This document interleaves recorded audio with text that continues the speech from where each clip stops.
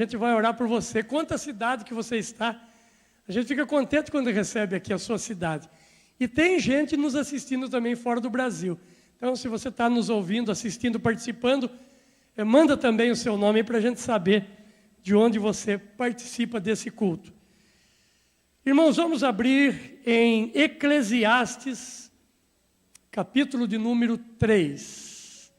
Eclesiastes, capítulo de número 3. Eu quero hoje, com a graça e o favor de Deus, eu quero falar sobre 3 coisas que jamais retornarão. Já vão colocar aí no vídeo para você, no telão, para que você guarde isso e pense em situações que não dá para resolver. 3 coisas que jamais retornarão. Por isso, irmão, toma muito cuidado com decisões. Eu falei hoje de manhã, porque eu tenho visto isso alguns dias aí, onde pessoas saem do emprego e depois elas nos procuram dizendo estar arrependidas, que na hora da raiva, na hora em que brigou com algum amigo de serviço, ou o patrão deu uma bronca, Nasser, maior do que esperava, a pessoa se achou no direito de ficar brava, de não dar direito ao patrão, perdeu, saiu do emprego e depois, no procurar, percebeu que não ia conseguir outro igual. Mas aí já não dava mais. Você vê isso acontecendo em casamentos. Uma vez um rapaz nos procurou porque ele largou a esposa por uma moça mais jovem. E aí essa moça, passado um tempo, ela traiu ele com outro moço. E ele ficou decepcionado. Aí tentou voltar com a esposa não quis mais saber dele.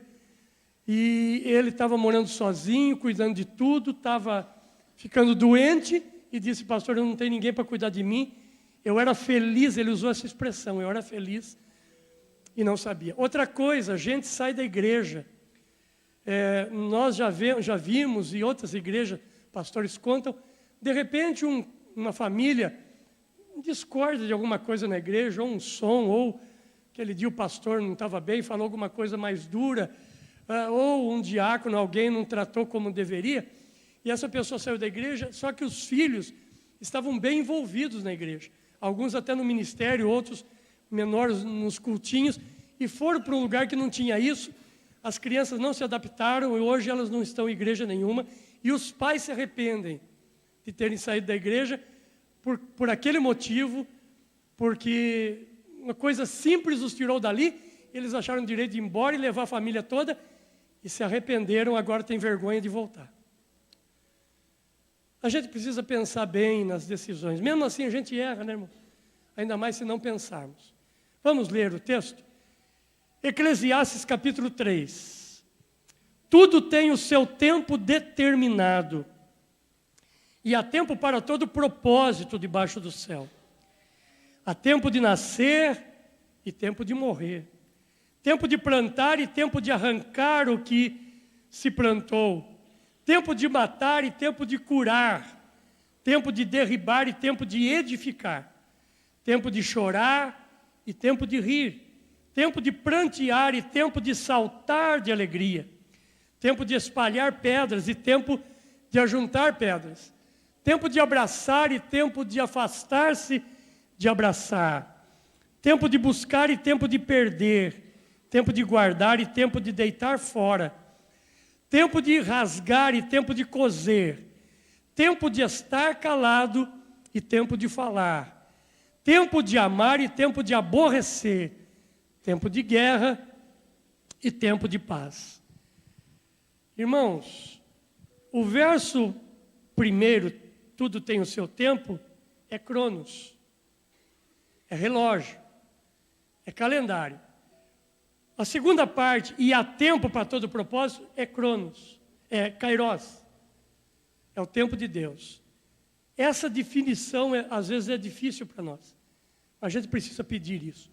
Pai, em nome de Jesus, nós vamos compartilhar a Tua palavra agora com a igreja, como fizemos hoje, naquele lindo e maravilhoso culto da manhã, onde nós entregamos as primícias do domingo nas Tuas mãos. E agora, Pai, fala ao coração de cada um de nós, que a palavra rema, a palavra de sabedoria, palavra de conhecimento esteja agindo nesse ambiente, tratando a vida desse irmão, dessa irmã e ministrando sobre nós. Que sejamos edificados, consolados, confortados e, por que não dizer também, confrontados, mas abastecidos e abençoados para começar uma linda e abençoada semana. Então Deus fala, abençoa, trata, cuida e que nós possamos não só ouvir a palavra como vamos fazer agora, mas possamos praticá-la em o nome de Jesus e todos digam amém. Irmãos, diga comigo assim, a primeira coisa que jamais retornará é o tempo. Quantos de nós não gostaríamos que o tempo voltasse, pastor Anderson? Para a gente acertar algumas coisas que a gente deixou de errado lá atrás, né? Todos nós, em algum momento, tomamos uma decisão que nos arrependemos. E se tivéssemos condições de retornar, nós acertaríamos. Mas não dá mais. Quantos de nós tomamos decisões, falamos algumas coisas, fomos para alguns lugares onde não deveríamos ter feito isso. Mas como Deus é bom, nós estamos vivos. E como estamos vivos, então nós temos a oportunidade de acertar daqui para frente. Se erramos lá atrás, podemos acertar hoje. Irmãos, diga comigo assim, o dom mais comum que Deus deu a todos os homens é o tempo. Ninguém vai chegar no céu e dizer assim, eu queria ter servido a Deus, mas não tive tempo. Irmãos, todo mundo, coisa mais justa que tem diante de Deus, né? Todo mundo tem 24 horas, Valmor. Ninguém tem mais ou menos. Todo mundo tem 24 horas. Não dá para reclamar de ninguém. Fulano consegue fazer mais. A questão, irmãos, não é se nós temos mais tempo ou menos tempo. A questão, a grande verdade, é que nós não administramos bem o tempo. Irmãos, diga comigo assim, não posso comprar tempo. Irmãos, já pensou que pudesse comprar tempo? Não seria interessante, né? Imagina aquelas pessoas bem de vida que estão morrendo lá numa UTI agora. E elas chamam alguém lá e falam assim, por favor, me venda um pouco de tempo. Tem um filme aí, né, um negócio de tempo, que as pessoas tinham um reloginho no braço assim, e pegava tempo do outro. Mas isso é em filme, né, irmão? Isso é ficção. Nós não podemos comprar, diga comigo, não posso comprar tempo. Diga assim, eu não posso vender tempo. Diga assim, eu não posso parar o tempo. Diga comigo, mas eu posso administrar o meu tempo. Então eu quero deixar essa primeira pergunta para nós, que achamos às vezes que não estamos produzindo muito. Como estamos administrando o nosso tempo? Irmão, vai aqui uma palavra, porque eu tenho usado ultimamente, isso tem dado certo. Não gaste tempo com gente que só faz você perder tempo. Tem gente que fica tomando seu tempo, não agrega nada. E pelo contrário, você sai ainda com uma pulga atrás da orelha, porque a pessoa vai fazer fofoca, vai falar alguma coisa para deixar você preocupado. Então, atenda bem, seja amoroso com todo mundo. Nós somos cristãos, né? Nós temos que tratar todo mundo bem. Aliás, não temos que tratar, isso deve fazer parte natural de cada um de nós. Porém, gaste tempo com quem... Poxa, essa pessoa que eu preciso ouvir. Tem gente, irmão, que quando sento no meu escritório, quando eu viajo, eu fico perguntando para essa pessoa. Se eu ligo o telefone para ela, eu cutuco ela, pergunto, porque eu sei que quando ela abre a boca, ela acrescenta. Ela agrega alguma coisa, melhora a minha vida. Então, às vezes, nós perdemos tempo, e perdemos tempo com coisas tão corriqueiras, né, irmão? Olha quantas coisas na vida que a gente perde tempo quando poderíamos produzir. Por exemplo, uma coisa bem simples aqui. Quanta gente gasta tempo na frente da televisão e não lê um livro? Eu não vou pedir para ninguém levantar a mão aqui, mas estamos acabando o ano, né? Falta 3 meses. Se eu perguntasse aqui, quem leu um livro esse ano? Um livro, que o brasileiro lê muito pouco. Quem sabe pouca gente levantaria a mão. Eu sei que tem gente que levantaria a mão, mas são poucos. Quando você lê um livro, você melhora, irmão. Cada livro que você lê, melhora alguma coisa na sua vida. Porque ele vai acrescentar, você vai aprender ali, mesmo que você leia, ele fala, meu Deus, que livro ruim, vai ler 1 hora, em alguma página, alguma coisa vai te ensinar. Até no livro ruim você aprende a não fazer livro ruim. Né? Então nós nunca deixamos de aprender. Irmãos, dá uma olhada comigo em 1 Crônicas, primeiro, não é primeira, porque é livro. 1 Crônicas, capítulo 12. 1 Crônicas 12. Olha essa história aqui interessante. Aqui nós temos o exército de Davi. O exército de Davi, não dá para ler todos. Eu quero ler alguns aqui, alguns grupos do exército dele, para você perceber que grupo que esse rei tinha, que Davi tinha, né? Capítulo 12, verso 2. 1 Crônicas 12, 2. Olha o que diz o texto. Esse grupo tinham por arma o arco e usavam tanto da mão direita como da esquerda para arremessar pedras. Já começa aí, irmão. Um grupo de valente que o cara sabe atirar pedra com as duas mãos, já é raro, né? Você quando olha para um jogador de um time aí, e ele, embora hoje eu não estou com muita vontade de falar de futebol, mas que chuta com os dois pés, você sabe que ele é mais valorizado.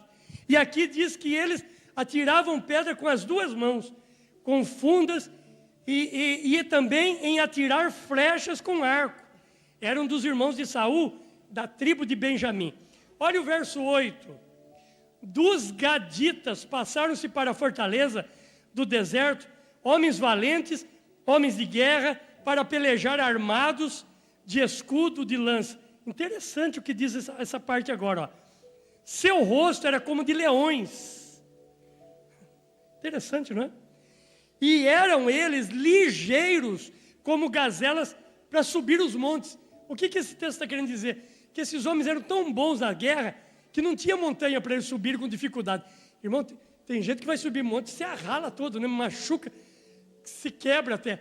Eles subiam com facilidade. Precisasse guerrear nos montes, podia chamar esse grupo que eles iam e subiam com muita facilidade. É o que diz o texto aqui. Olha o verso 14, outro grupo aqui, ó. Olha outro grupo, verso 14. E estes dos filhos de Gade foram capitães do exército. Irmãos, quem não gostaria de ter um pessoal desse na sua equipe? O menor valia por 100. Pensa você ter alguém na sua equipe que o mais fraquinho vale por 100. E o maior por 1000. Todo patrão, todo líder quer ter alguém assim, né? Mas dá um pulinho aí para o verso de número 33. 33. Olha o que diz aqui. Da tribo de Zebulon, capazes de sair à guerra, providos com todas as armas de guerra, 50.000 destros para ordenar uma batalha com ânimo resoluto. O que é... você que é líder, o que é ânimo resoluto? É você chegar para alguém da sua equipe e falar assim, estou com uma ideia aí, vamos fazer. Ele fala, mas é para já, o que precisa? Onde nós vamos começar? Olha, eu também estou tendo uma ideia aqui para ajudar. Mas isso é ânimo resoluto. Mas é triste quando você chega para um líder e fala, rapaz, estou com uma ideia, qual é a ideia? Ixi, acha. Pode esquecer. Já tentamos aí, já teve fulano que tentou, deu errado. Porque o cara, em vez de ser ânimo resoluto, é desanimador. Mano. Já joga um balde de água fria, que não vai funcionar. Então, tinha essas equipes, tinha mais equipes. É que eu quero falar sobre outros assuntos aqui, então eu vou parar aqui do tempo. Mas olha no verso de número 32, voltando aí, ó, um verso antes. Olha esse grupo que tinha. Além desses homens rápidos, desses homens bons de atirar flecha, com lança, com ânimo resoluto, o verso 32 diz assim, dos filhos de Issacar, conhecedores da época, tem uma outra versão que diz, conhecedores do tempo, para saber o que devia Israel fazer, 200 chefes e todos os seus irmãos, sobre as suas ordens. Quem são esses da tribo de Issacar? São aqueles, pastor Antônio Carlos, que quando se ia tomar uma decisão, eles diziam assim, vai porque vai dar certo, é a hora certa. Já pensou, irmã Darcy? Mas já pensou, irmã Darcy, aquela pessoa que também chega para você e diz assim, Jorge, não tome essa decisão. Não faça isso. Não é a hora. Você vai se dar mal. Você vai tomar uma decisão errada. Mas na hora certa, aquela palavra encaixa. Porque às vezes, irmãos, irmão, é simples. Todos nós já ouvimos a seguinte frase. Estava no lugar errado, na hora errada. E tem muita gente tomando decisões erradas, na hora errada, no lugar errado. Então, fala com Deus agora no final do culto, sobre esse assunto. Deus, me dá graça de entender o que é cronos e o que é kairos. O que é só relógio, agenda, ou o que é aquele tempo oportuno do Senhor. Porque fazer as coisas no tempo oportuno é fazer bem feito. Chupar laranja no pé, lá no sítio do vô, a laranja certa é a melhor coisa que existe. Porque ela está doce, ela não está nem azeda e nem passada, ela está doce. Olha, é interessante porque esse texto aqui que nós lemos, em Eclesiastes, se você olhar, a gente não leu esse texto, mas vamos ler. O capítulo 3 de Eclesiastes, verso 11. Tudo fez Deus formoso no seu... Só essa primeira frase, vamos falar juntos? Vamos lá, 1, 2, 3. Tudo fez Deus formoso no seu devido tempo. Diga comigo, irmãos. As coisas ficam formosas quando eu faço no tempo certo. Que Deus dê graça para a gente, né? Porque eu sei que também não é fácil.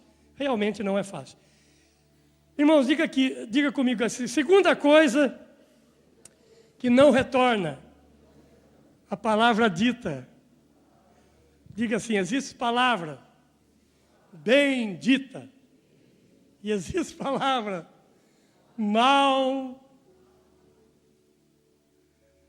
Ele falou, nossa, aquela palavra foi maldita. Mas não tem que ser exatamente porque está amaldiçoada a palavra. É porque foi dita na hora errada. Foi dito no momento errado. A grande briga de casais. Já reparou que o grande problema de casais é a palavra errada na hora errada? Aliás, irmão, para piorar a situação agora, até a palavra certa, na hora errada, o problema é a hora. Pode até falar para ela ou para ele, mas deixa passar a raiva. É igual ir no supermercado com fome, irmão. A minha esposa não me leva ao supermercado, porque mesmo que eu vá sem fome, eu faço estrago. Eu quero o queijo, eu quero aquele doce. E ela está jejum de doce, piorou agora, né? Então, tudo que se faz tem que ser na hora, no momento certo, porque senão não funciona. Irmãos, diga comigo assim, eu preciso ser dono do meu silêncio, para não ser escravo das minhas palavras. Aleluia!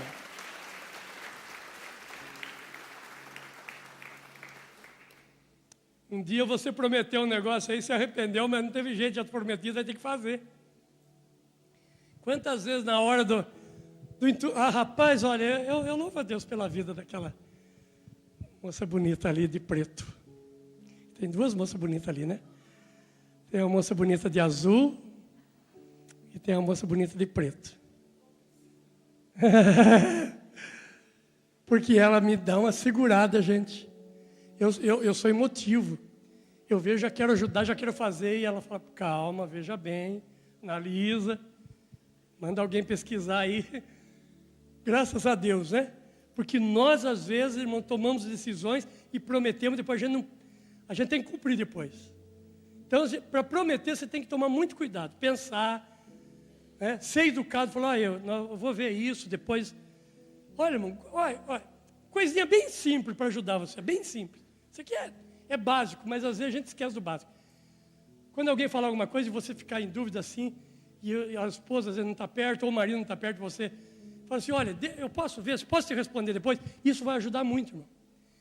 Porque a hora que você sai dali, passa passa a euforia. E aí você já não sente mais aquele mesmo sentimento que estava na hora. Agora é lógico que eu não estou falando de ajuda a quem precisa. Quem vem aqui precisa, quem bate na nossa porta, não tem, né? Mas tem coisas que é abuso. E aí você prometeu. Por isso que eu digo, se você não for dono do seu silêncio, você vai ser escravo das suas palavras. Então, uma das coisas que não volta mais é a palavra. Você pode depois elogiar, você pode tentar consertar. E, irmão, quantos relacionamentos, não só de casamento, mas de amizades, que foram estragadas por causa de palavras que foram ditas de maneira errada. O mundo foi criado por Deus pela palavra. A Bíblia diz, disse Deus, haja e ouve, haja e ouve, haja e ouve. O mundo foi criado pela palavra. A palavra tem muito poder. Mas o pecado entrou no mundo pela palavra. Eva foi enganada pela palavra.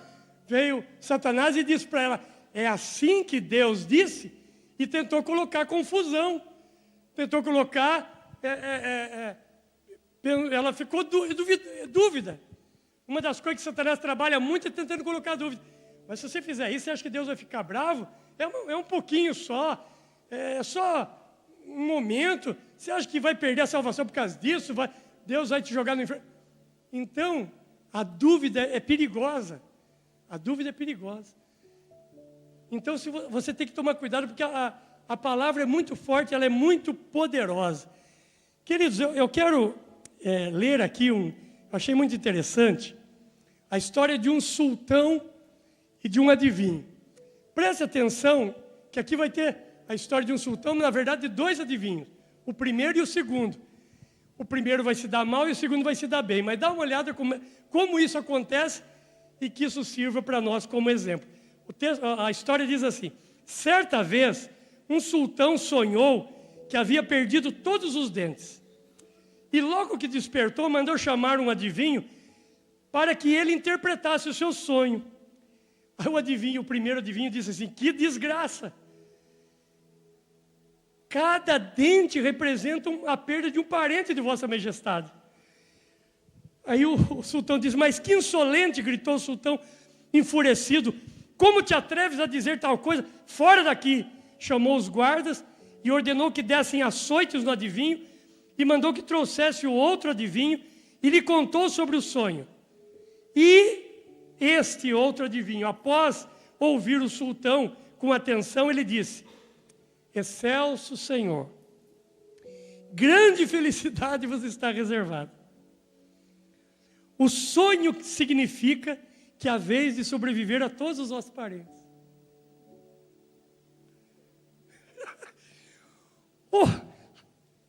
A fisionomia do sultão iluminou-se num sorriso.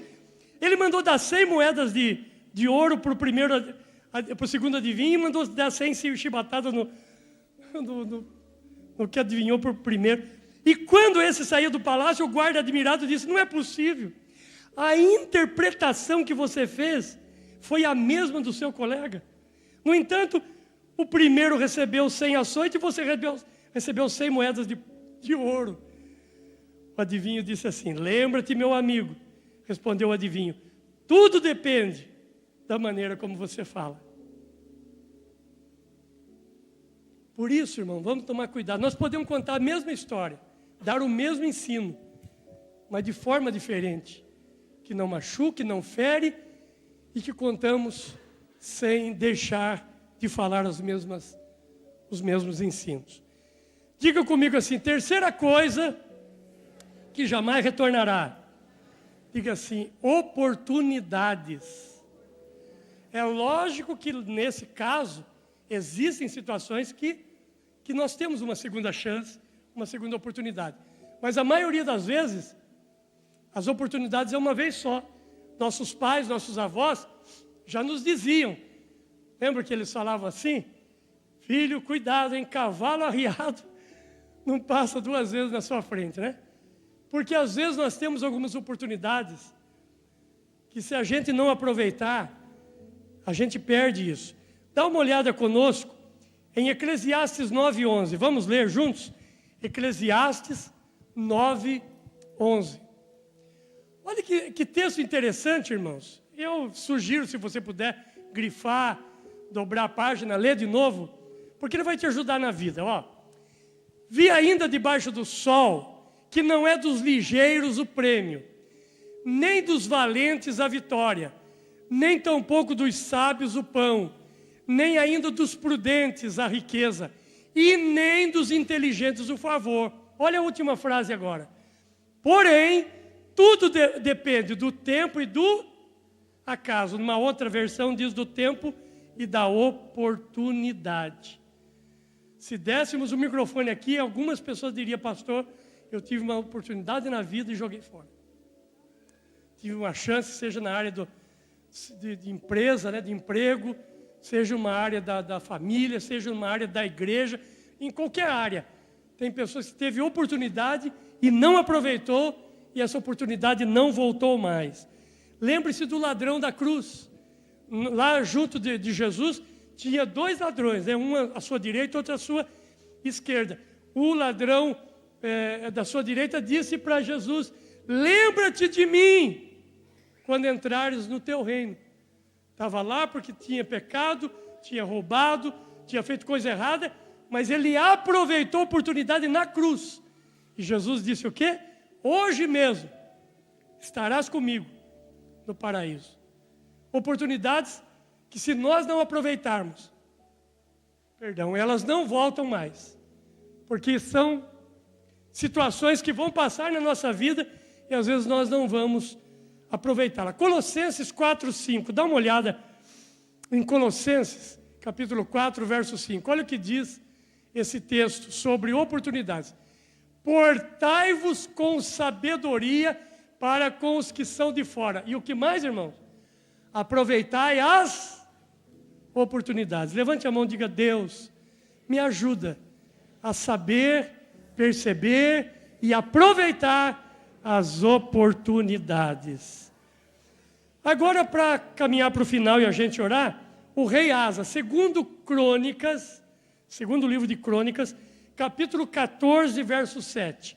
Olha o que diz segundo Crônicas 4, 7. Irmãos, esse texto, ele está dentro de um contexto, né? A gente aprende isso em teologia. Então, em casa, se você quiser, leia todo o contexto da história. Asa está sendo um rei brilhante, está sendo abençoado, tendo sucesso, e agora ele está num momento de muita paz no reino. Nós estamos vivendo um momento em que Israel está sendo atacado, ou está atacando, né? Agora já está atacando o Líbano também, a Síria está querendo entrar. Uma situação que a gente, toda vez que for orar, é bom orar por Israel. Mas nesse momento Israel está em paz. E como está em paz, ele quer aproveitar o momento. Olha que interessante esse texto no momento de paz. O que esse rei faz? Disse, pois, a Judá, edifiquemos estas cidades, cerquemo-las de muros e torres, ou seja, está tudo em paz, vamos cercar de muro. Vamos proteger, porque a hora que tiver guerra, nós estamos protegidos. Olha que interessante, que a gente não para pensar sobre isso. Portas e ferrolhos, enquanto a terra ainda está em paz diante de nós. Pois temos buscado ao Senhor, nosso Deus, temo-lo buscado, olha, ele fala 2 vezes aqui. Temos buscado ao Senhor, temo-lo buscado, e Ele nos deu repouso de todos os lados. Você sabe que os países em volta de Israel não gostam de Israel. Se pudesse, todos eles atacariam Israel. Mas nesse momento, todos os países estão em paz com Israel. Ele falou, já que está em paz, é hora de preparar tudo, né? Irmãos, está tudo bem? Então, vê o que dá para reparar.